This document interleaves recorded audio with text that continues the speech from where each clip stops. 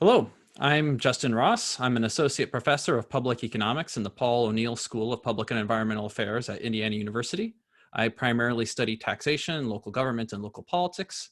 Joining me is William Kindred Winecoff, an associate professor from Indiana University's Department of Political Science, who researches the politics of the economy with a special focus on finance and crises. This conversation is being recorded to be placed as the first in a media series of policy discussions by the O'Neill School on the coronavirus pandemic.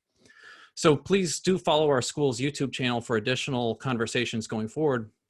Will and I are here to discuss the policy question, should cities save their local businesses during the coronavirus pandemic? This is a question being asked in cities all over the country, including right here in Bloomington. Furthermore, and something I hope that we have time to return to by the end, it's kind of a microcosm of the broader political hot points in terms of how the government and a liberal democracy responds to a time of pandemic and crisis. So Will, if you don't mind, why don't you start us off by just making this maybe a bit more concrete, maybe telling us a little bit about the petition that's being circulated in Bloomington for how the local government might be responding there. Thank you. Great to talk to you. Unfortunately, not a great time to be talking as the situation deteriorates rapidly.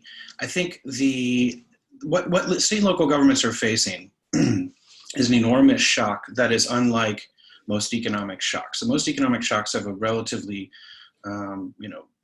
clear target. Maybe there's a demand shortfall and the government thinks that it can make up some of that lost demand from the private sector. Or maybe there's a supply shock and there's things that they can do to try to work against the supply shock. And what we're facing now is both a demand and a supply shock simultaneously, in addition to a public health problem. And so I think governments, particularly state and local governments, which have relatively limited funding capacities, are trying to figure out is what can they do to try to keep their economies going over the short to medium run in a period of very, very high uncertainty.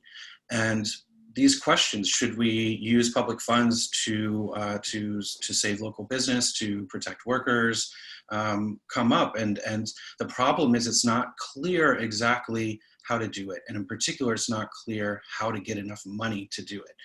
It's difficult often for anyone but the federal government to raise money at the scale needed in a very, very short period of time.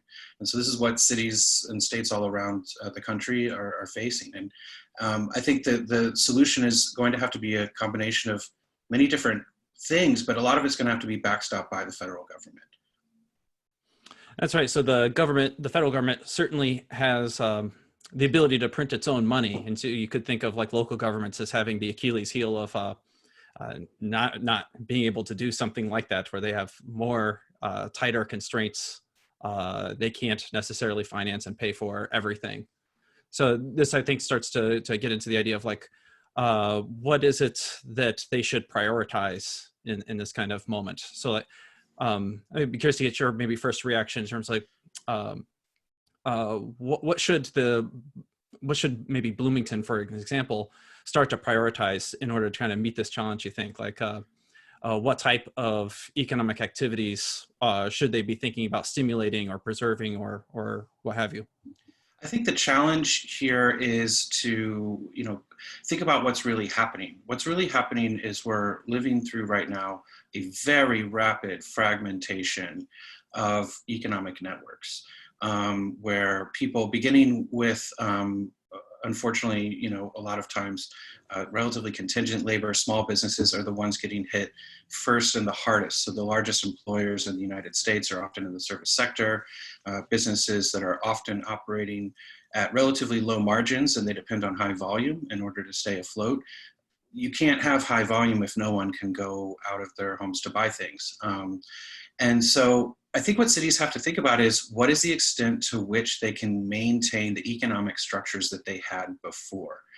In other words, prevent these economic relationships from completely disintegrating, and hope that you can buy enough time and keep everyone connected so that when the public health situation improves, the social distancing can end, people can go back to their lives and still have businesses available to shop at and hiring workers and things like that.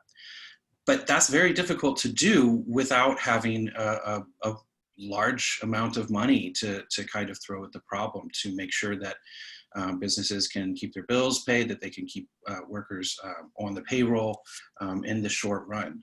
Somebody's going to lose money here, and it's either going to be the businesses, or it's going to be the state and local governments, or it's going to be the federal government. Let's think a little bit about what is the city could potentially do. So like, I think and maybe you can correct me on what details I might have wrong. I think the essence of one of the ideas being floated in the city, for example, is to repurpose the revenues that were collected under the food and beverage tax, and then redirect that maybe to certain types of businesses. What do you think in terms of what types of businesses would make sense to try and target, given the types of things you've said? Well, there's multiple approaches here. One approach would be give the money to the largest employers and hope that they can, keep their payrolls. The other one is give it to the businesses that have the smallest balance sheets, that have the least ability to adjust. I tend towards the second one. I think there's a lot of small businesses, restaurants, bars, shops, that are not going to make it through this without assistance. And if they go out of business, they probably won't come back. The bigger employers have other ways of accessing credit. They have other ways of accessing, in some cases, even federal assistance. That's easier for them because they have greater capacity. So if I was the city, or if I was advising the city, I would suggest focusing on the self-employed, focusing on the small businesses, the people who don't really have many other options. So one of the ways to think about which ones would be least likely to come back, because if we think about things that have maybe a capital presence, for example, like a lot of the retail establishments, probably what we're thinking about there is like, how do they survive the intermediate period, right? The physical space that is, say, a Target or a Fountain Square Mall, right, will still be there in a few months, right? As you pointed, the service industry, on the other hand, doesn't have that same type of reliance. So if we think about like what things will disappear in the next month or two, if they get wiped out, we'll think what kind of things would have the hardest time meaningfully coming back, and what kind of things do you think would come back more just to be just changing who is doing them? So right. The restaurant is no longer owned by company X. It's instead now owned by company Y, but comes right. back nevertheless in some form. I mean, when we get super granular, it's a little hard to predict, but I don't think that it's a wise assumption to assume that, any business that goes out of business is going to come back. Maybe something else will move into that building down the line.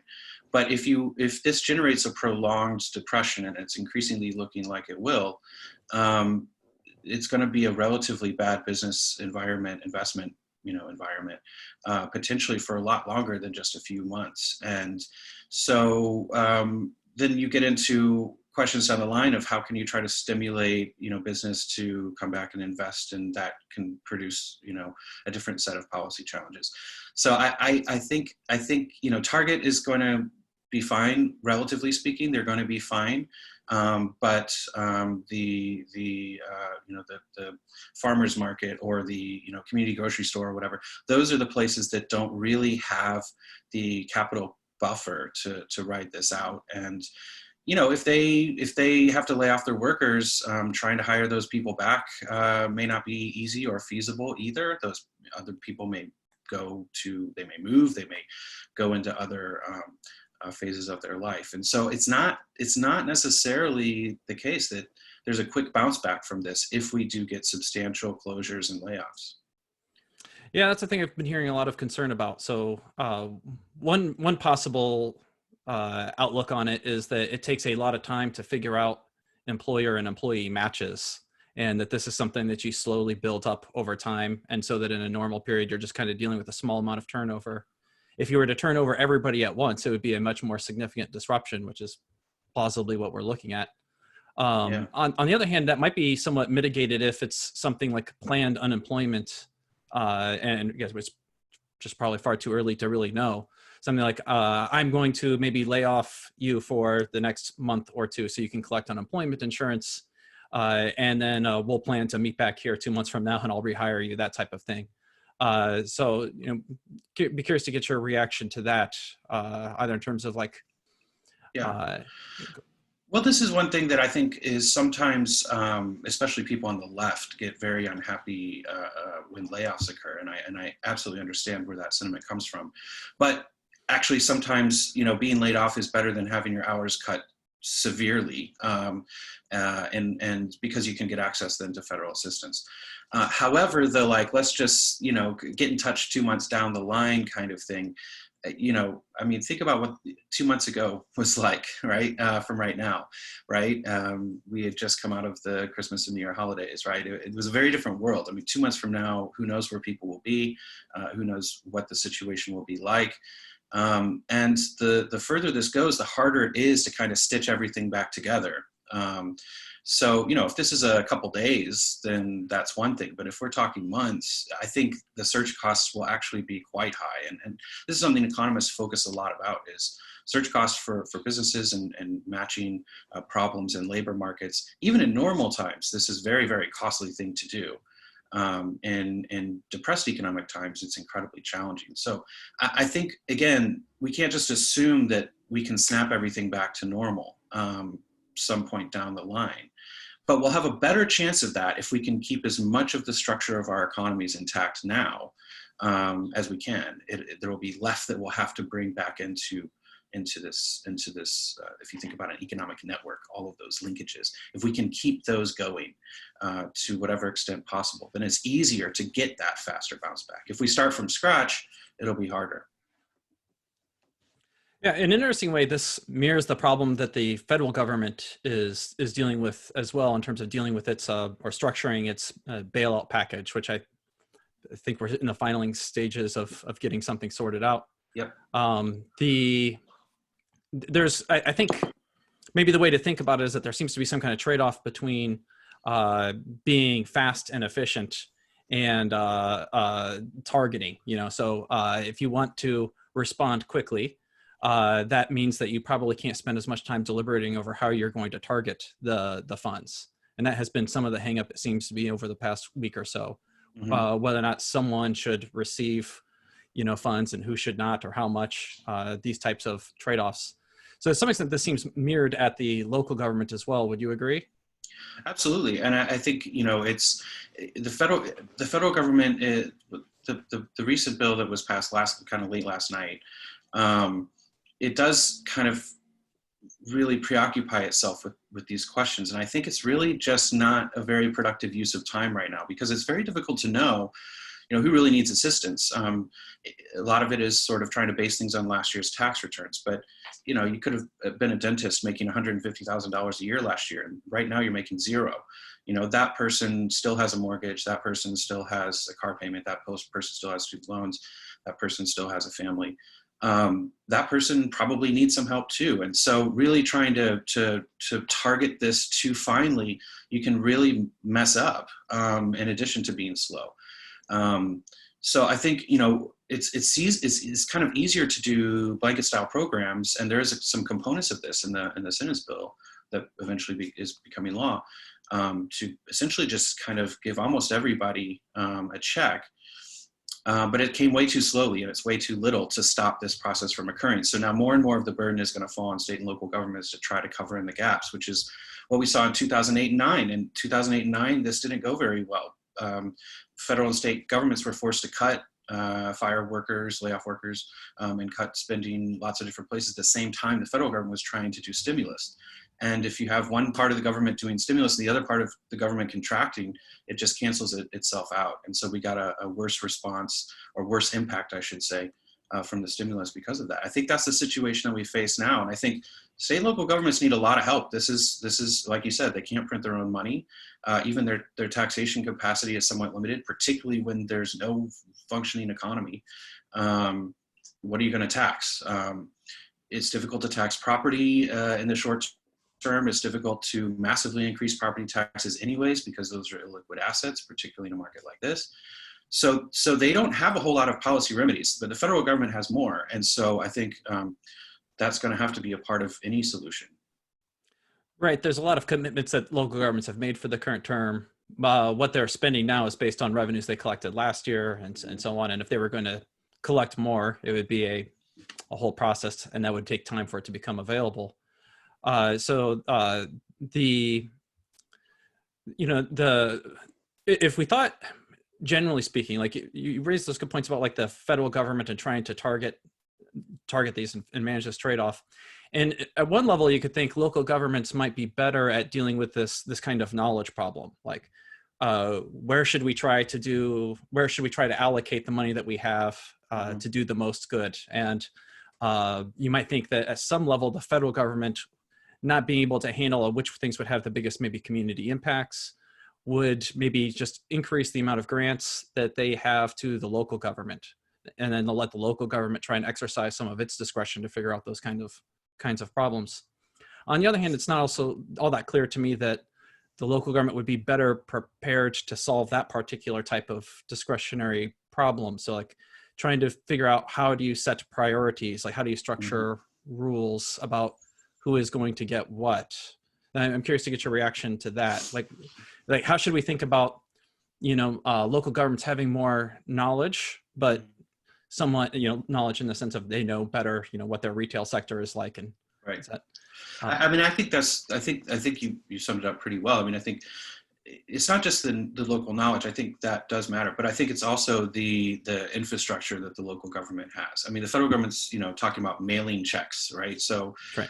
There's a lot of people that moved since the last address. A lot of people maybe don't have consistent addresses. It's going to take a week, 2 weeks. I don't know how long nobody really knows how long it's going to take to print checks. If you just drop a bunch of money into, the Bloomington city account through some grant, which just involves, pushing numbers from it's all digital, right? Then the government can use the infrastructure that it already has, its local offices and everything, to get money out maybe more quickly, especially to the places of the most urgent critical need. How do they assess what those are? Yeah, that's right. I think that's going to depend a lot on what type of local government you have, right? They're not all the same, and different local governments and have different priorities for a variety of different reasons. The voters have different priorities in those places. And so I don't think that you get one, thing. That's part of the joys of the American political system, and sometimes, and the sorrows in other times. I mean, yesterday the news came out that the governor of Mississippi issued an executive order to override all of the shelter-at-home decrees of the towns and cities in the state.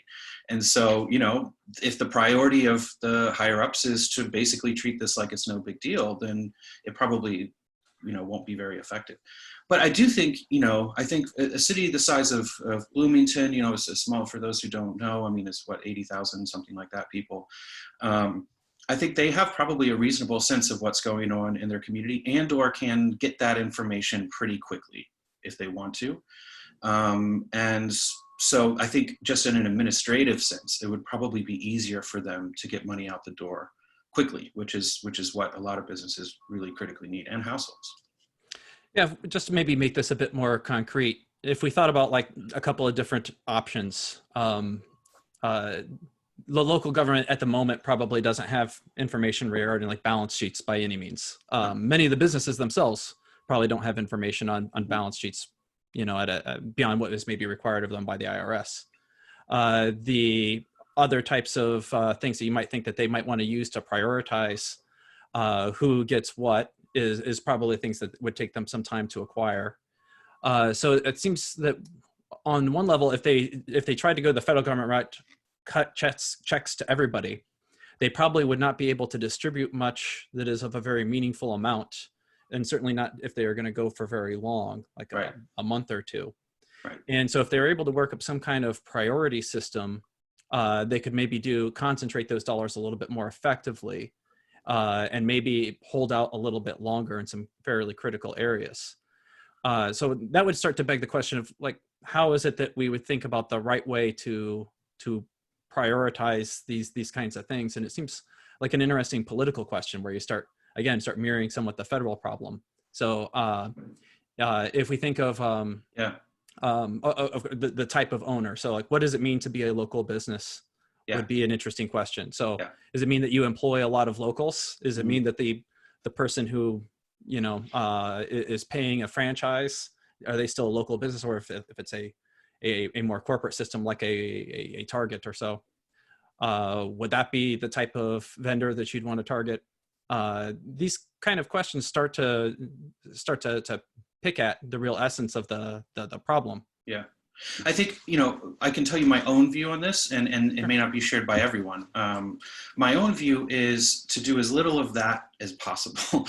My own view is that in system-wide crises like this, the priority needs to be getting fairly significant amounts of money into as many hands as you possibly can, as quickly as you can.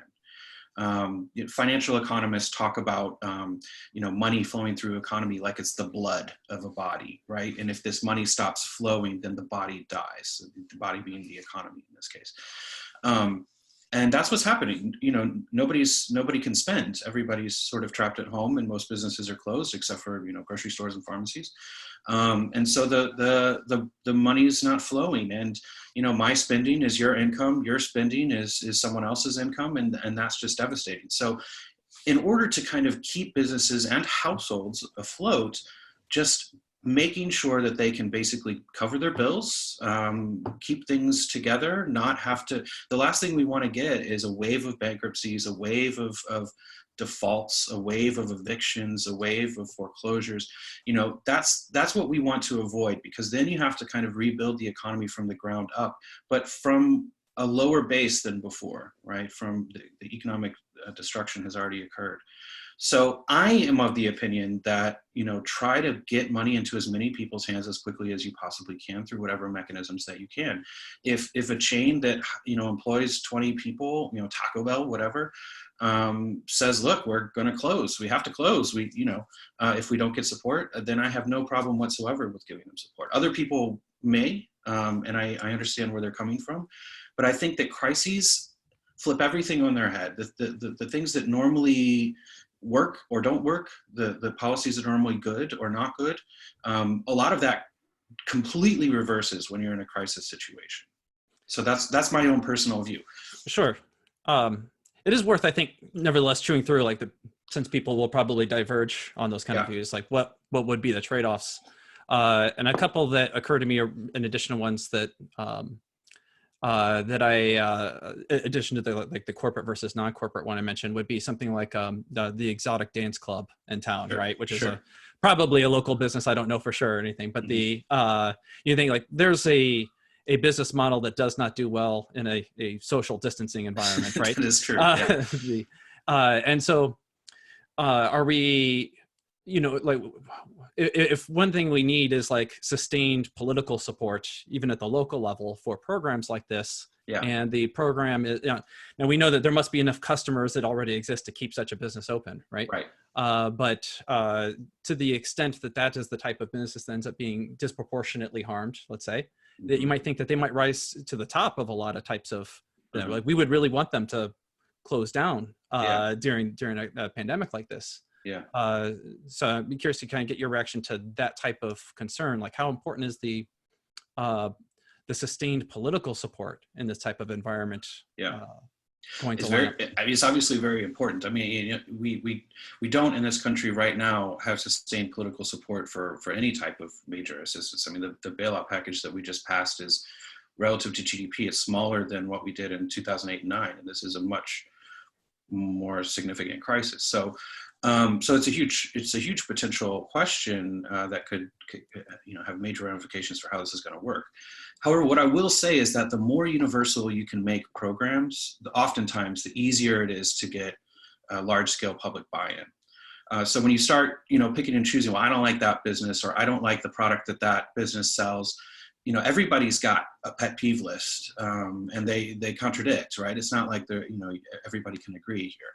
So this is why I say make it as universal as possible and as rapid as possible, and then sort those other things out later. I mean, in crisis situations, you want to deal with the crisis first and then resolve whatever other issues that you have once the crisis has been resolved. So again, that's my own view. So, some people would oppose giving money to liquor stores or to bars or to something like that. Um, Other people would, oppose, giving money to certain types of nonprofits, right? But I'm really saying, like, I think, get through the crisis first and then deal with that later. So that means, is my opinion, try to get money to people, everyone, as quickly as you can, and then let them decide how to use it, to some extent, right? We're not moving to a command and control economy, but if we get money into people's hands and they decide, I'm going to prioritize my spending in this particular way, then that tells you something about the values of the society too. One of the things that you touched on earlier, I thought was an extremely good point, was what mechanisms do you have for distributing funds, right? Which is another way of saying, like, let's look for where our precedent is. Like, Right. institutionally, where have we been doing this already? And it seems to me that the most analogous thing that we have would be something along the lines of the various economic development types of institutions that we have. Hmm. So it's a fairly routine and common thing to do to try and so-called compete for businesses. So Right. use your institutions to offer them, say, maybe some uh, privileged expenditure items where you're buying things on their behalf, or constructing some roads on their behalf, or giving them special tax breaks. So that seems like a fairly natural institutional mechanism to look for, but it also seems to generate a lot of the same kind of questions of, like, prioritization. Like, the criticism of that program is usually, of course, it is picking some winners and losers Hmm. by definition. Yeah. So what's your reaction to that type of thinking? Like, that might be speedy in a sense to try and get things out the door and get things moving, Yeah. but at the same time, maybe gets away from some of that universality. Yeah. I think in normal times, I oppose these types of, development incentives or whatever. Most of the time, that, this is more your area than mine, but it seems like they're not economically beneficial. A lot of the time, they're quite costly, especially the big ticket ones, right? So the whole Amazon headquarters fiasco is a kind of, well-known case of this.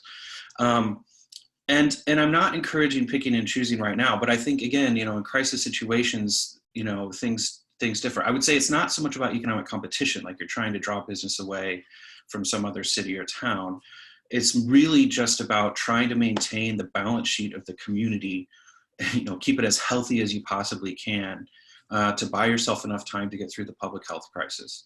And, that if you start getting people dropping off, if you start getting this balance sheet fragmenting, and, this isn't one balance sheet that anyone keeps, but I'm kind of saying conceptually, like, think about a local economy as one giant balance sheet. If you start getting, items dropping off, then they're going to bring other ones down with them, and then you get a more generalized collapse. So, again, during normal times, I think this is almost always not great.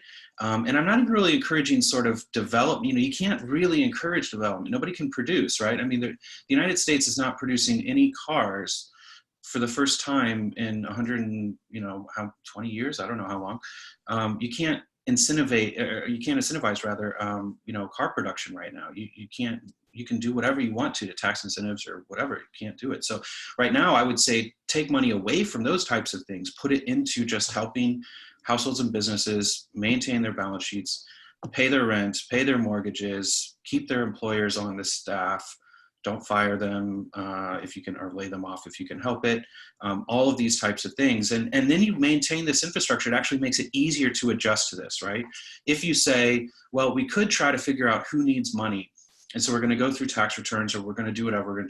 Well, that's one way to do it. Or you could say, well, I assume everyone needs money right now. It's a system-wide crisis. We already know that, this business has this many employees. Let's just give them, everyone, a certain amount of money based on the number of employees that they have. And then you can do that in a couple of days, maybe, right? So this is what countries like Denmark and even the United Kingdom are starting to do, is they're starting to say, if employers keep their employees on the books, that the government will pay 80% of their salary or something like that. Now, local governments don't have the capacity to do that themselves. They do probably have the capacity to help administer that, however, if they're able to get the assistance that they need from the federal government, which they currently are not receiving. Yeah, just maybe for some ballpark numbers to put that in perspective, I think if you added up all the local governments in Monroe County, the county that we live in, I think you'd have something like a budget of somewhere around maybe $3,000 per person in Bloomington, right? So it's far short of the kind of capacity that the federal government has at this point. Mhm, mhm. To try and maybe push a little bit on the economic development type of idea, though, like you, I'm quite skeptical of these things. I don't, support these things in general time. The trying to draw on Amazon, they are used to try and retain businesses, though, all the time on a fairly similar type of rationale. So if we thought about like trying to figure out how to do these things, these would be the institutional in-house players. And I think that you're right, that usually my criticism of them is like, well, in the equilibrium, in the normal span of times, what we're worried about there is something more akin to like a race to the bottom. Right, And now at this time it's like, well, there basically is no bottom, right, or at least there's no fear of any counterfactual. right. I suppose it is somewhat plausible. You could imagine some places seeing an opportunity in a crisis like this, where like, you know, uh, offering to pay a firm in your neighboring town, the rest of the year's salary on the agreement that next year they'll move to your location or something like that. But that seems a bit far fetched from where we're currently at. So. I mean, it's not impossible to imagine. I think probably it would be very counterproductive if cities and Of states course. started to try to do this. It's not difficult to imagine, but I mean, I think, this is why another reason why I kind of like, universalist programs that have a big federal guarantee to them that then states and locals have a role in administering, is you can kind of cut off that any sort of incentive to do that sort of thing, you can cut it off. So I think we're going to get more and more into those types of, it's almost like Malthusian type of dynamic, right? The deeper and the longer that this goes. So if you want to preclude that type of thing, then you need to try to get support out quickly so that you're not put in a situation where people have to even think about these types of considerations. So far we're not doing it in the United States, but I think that needs to be a priority, is moving more quickly to make sure that you can try to keep things intact. Yeah, we've talked a lot about the federal government and its response to this, but one of the things that I've wondered about a little bit, and I'd be curious to get your reaction to, is to what extent might local governments serve as substitutes rather than complements to a federal Mhm. response, right? So you can at least imagine that in the short term, when things are its most critical, that the local governments would have the better capacity, of course, than over the longer term. Like they'll Yeah, do better in the next month than they could hope to do in the next 6 months. yeah. But maybe to the extent that there are localized responses that might reduce the pressure on the federal government to come up with a good response. I don't know. I'm curious what your thoughts on that kind of dynamic would be within the federal Yeah. system itself. Well, yeah. So things that you don't necessarily want to do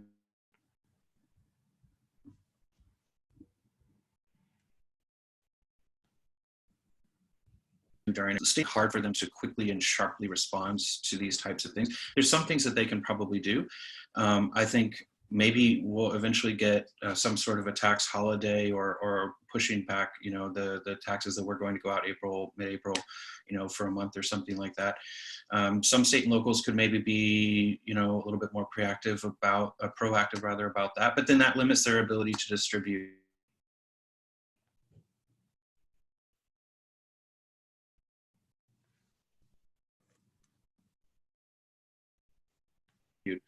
it's really difficult to do. It's difficult to do too much too fast, because where's the money going to come from? And this is why I keep kind of coming back to the federal government. They can get the money out.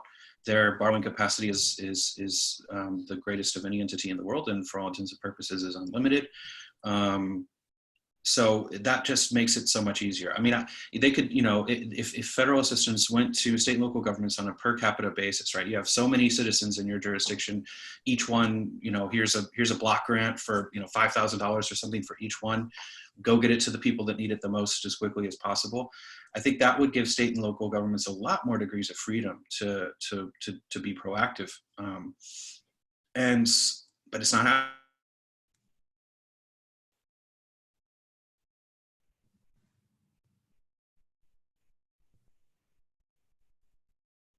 happening. I'm supportive. Okay. I think we've covered most of the items on my list for today. Do you have anything else that you want to add in or inquire about? Not.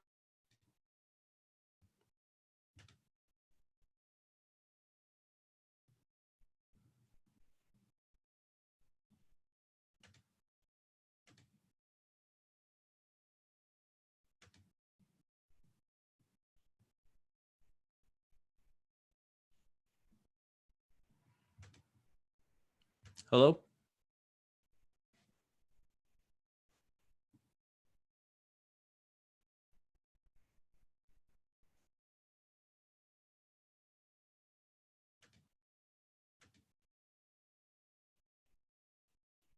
Still there? Yeah, sorry, Oh, I got booted. okay. Yeah.